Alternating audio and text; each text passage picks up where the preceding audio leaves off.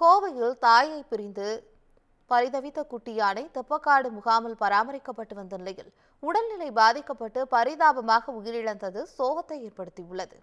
என்ன நடந்தது பார்க்கலாம் இந்த செய்தி தொகுப்பில். கடந்த மாதம் 30ஆம் தேதி கோவை மாவட்டம் மருதமலை வனப்பகுதியில் 40 வயது மதிக்கத்தக்க பெண் யானை உடல்நிலை மோசமடைந்து மயங்கிய நிலையில் மீட்கப்பட்டது. தொடர்ந்து வனத்துறையினர் சிகிச்சை அளித்து வந்தனர்.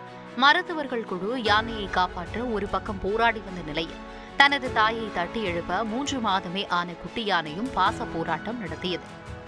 தொடர்ந்து கிரேன் உதவியுடன் படுத்து கிடந்த யானையை தூக்கி நிறுத்தி வனத்துறையினர் சிகிச்சை அளித்து வந்தனர். நோய் எதிர்ப்பு மருந்துகள் யானைக்கு கொடுக்கப்பட்டு தொடர் கண்காணிப்பில் இருந்த நிலையில் திடீரென அந்த குட்டி யானை காணாமல் போனது. வேறொரு யானை கூட்டத்துடன் சேர்ந்து குட்டி யானை வனப்பகுதிக்குள் சென்ற நிலையில் மீண்டும் அந்த குட்டி யானை தனியாக பிரிந்து காட்டுக்குள் உலாவந்தது. இந்த நிலையில் 5 நாட்களாக சிகிச்சை அளிக்கப்பட்டு குணமடைந்த தாய் யானை கிரேனிலிருந்து விடுவிக்கப்பட்ட நிலையில் வனப்பகுதிக்குள் தானாக சென்றது. இந்நிலையில் குட்டி யானையை மீண்டும் தாய் யானையுடன் சேர்த்து வைக்க வனத்துறையினர் மேற்கொண்ட முயற்சி கைகூடாமல் போனது.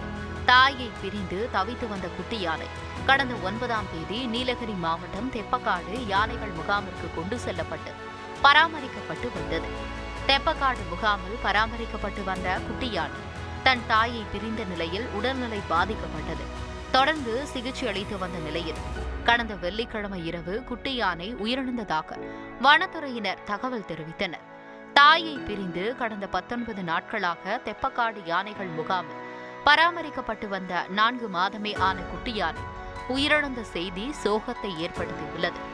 மயங்கி கிடந்த தாயை தட்டி எழுப்ப பாச போராட்டம் நடத்தி தாயை பிரிந்து உடல்நலம் பாதிக்கப்பட்டு உயிரிழந்த இந்த குட்டி யானை பெத்த மனம் பித்து பிள்ளை மனம் கள்ளு எனும் பழமொழியை பொய்யாக்கிவிட்டது.